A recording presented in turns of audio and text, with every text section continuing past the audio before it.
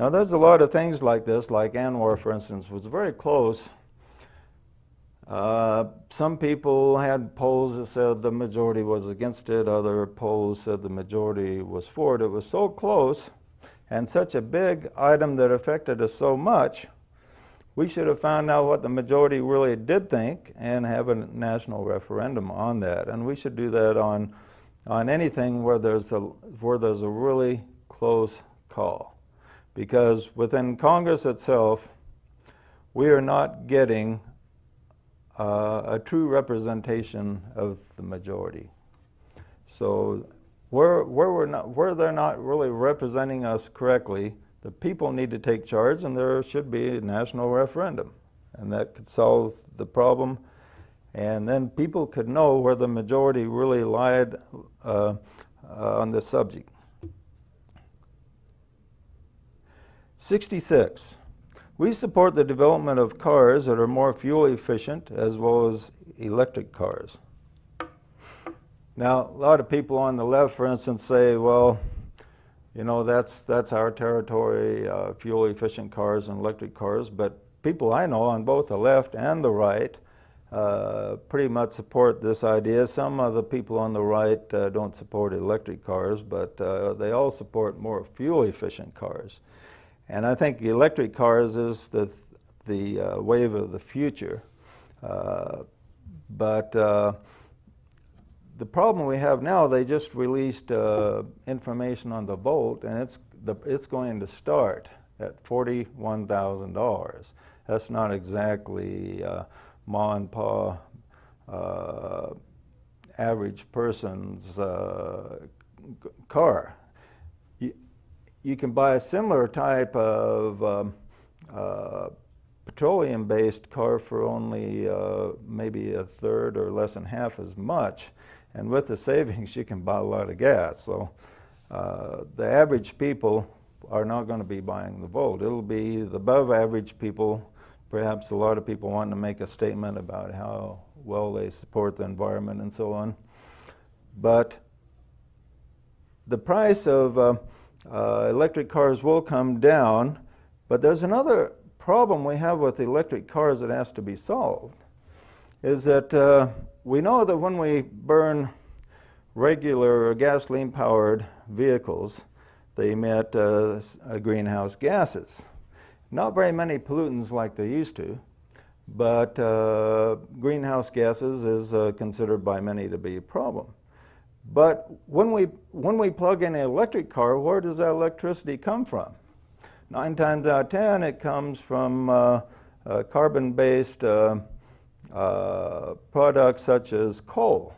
Coal is the source of a good portion of the electricity in this country. And from coal, you get more pollutants than any other source, including oil and natural gas.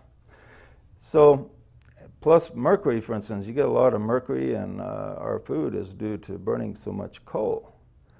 So this is a big problem, is that if we switch to electric cars, and electric cars get their power from coal, because when you plug it in that socket, that electricity will often come from coal, which is a very powerful pollutant, releasing many negative things in the atmosphere, including a lot more uranium and radioactivity than a nuclear power plant does. A lot of people aren't aware of that, but you get a lot more radioactive contamination from a coal burning plant than you do a nuclear plant.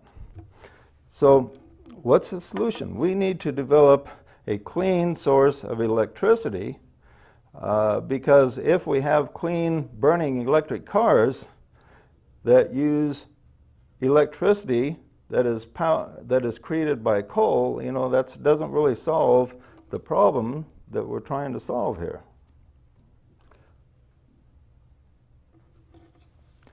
'67.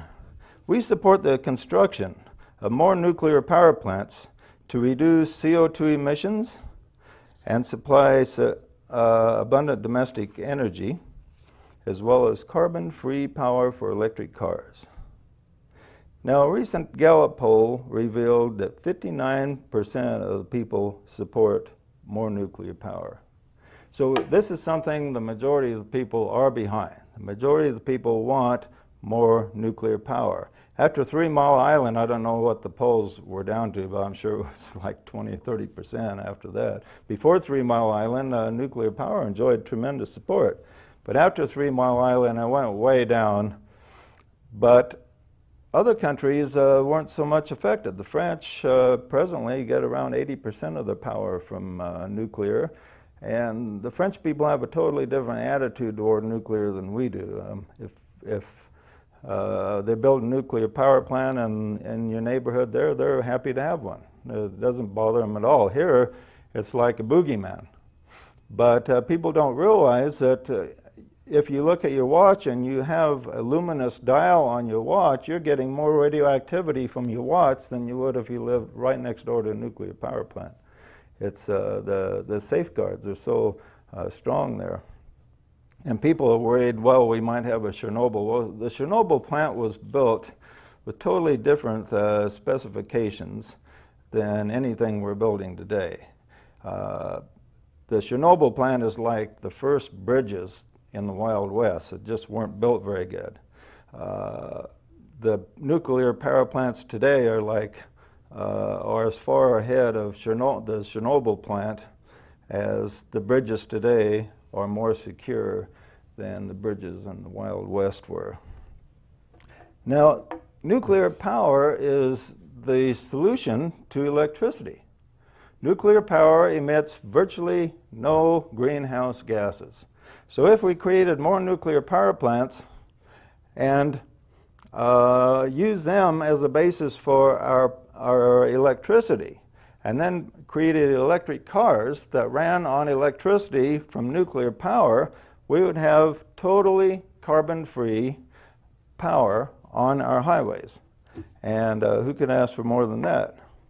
And this is something that if somebody actually presented a plan with steps to be able to accomplish it, I'm sure it would receive majority support. As I said, 59% of the people support more nuclear energy. And I don't know what the figures are, but I'd say close to 100% of the people support getting off of,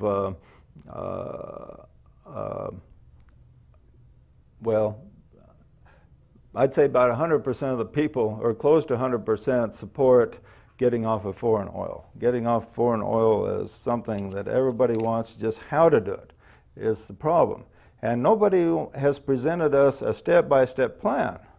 Now, Obama is really big on getting off foreign oil and going more into wind and solar, but wind and solar and geothermal supply only about 1% of the world's energy, and right just over 2% of our energy in the United States.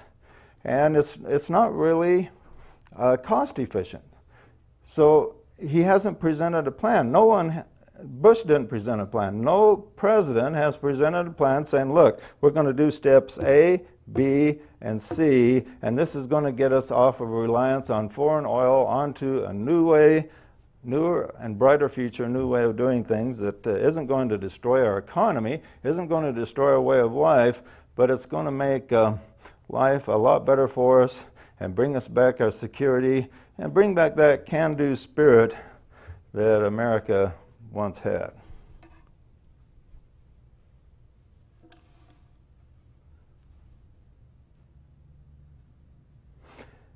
'68.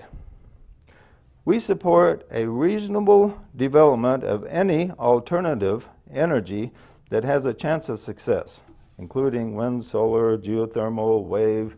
There's all kinds of potential energy sources out there. Now, it's true that the alternative energies that are pushed so much only give us a little over 2% of our energy. But that could be increased, but we can't expect a miracle. If we do something to all of a sudden cut off, say, 20% of our oil, it would spell economic catastrophe for us, because to replace that 20% with alternative sources that's not nuclear would take us maybe 20 or 30 years. So during that 20 or 30 years, during the next 20 or 30 years, I'd say is extremely crucial, because this is what I call a bridge period. This is a period where we're still going to need to depend on oil, but we're going to need the benefits of oil in order to have the economic security to be able to develop the alternatives necessary for the far future that lies ahead. And we have a long future ahead of us that's not only hundreds, thousands, perhaps millions of years in the future we have to prepare for. Another alternative source is helium-3. And unfortunately, we've canceled the moon missions, and where do we find helium-3? That's on the moon. And on the moon, we could bring back just a small amount of helium-3, and this would give us almost an unlimited energy supply that's almost completely non-polluting also. So we have that waiting for us on the moon, and we're not going back, unfortunately. And who's going back? Russia and China and other, perhaps Japan, other countries want to go back to the moon, but we're just going to let the moon leave that to the other countries. 69. We desire the repeal of government mandates on ethanol as a fuel for vehicles. Now, I know ethanol is big here in Idaho, for instance, but it costs a lot of money to create a gallon of ethanol. It takes more say we get 1 unit of energy from ethanol. It takes more than 1 unit of energy to produce that unit of ethanol. Plus, there's tremendous pollution from all this corn that we have to grow to create ethanol. The runoff from the fertilizer goes down to the Gulf of Mexico, and we have a big dead zone in the ocean there because of all the runoff from growing all the corn to create ethanol. So there's a lot of problems created with it. Plus, a gallon of ethanol only creates about as much energy as what about 8/10 of a gallon of regular gas, so you don't get as much mileage out of it.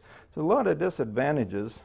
The only advantage is it does help some corn growers, but there's other sources of ethanol besides corn that show some promise that they're looking into, and if we find something that doesn't hurt the environment, then that would be okay. Number 70, those who own land cannot be prosecuted for non-polluting activities, farming or business endeavors on their land. If the government has concerns about the land, it can make an offer to purchase it. So farmers should have the right to grow whatever they want on their land and not be responsible if they run over some type of worm or something. So within reason, of course. Everything has to be within reason, within the realm of common sense. Okay, next week we're going to talk about the thesis that's related to law. And thank you for your time, and we'll see you then.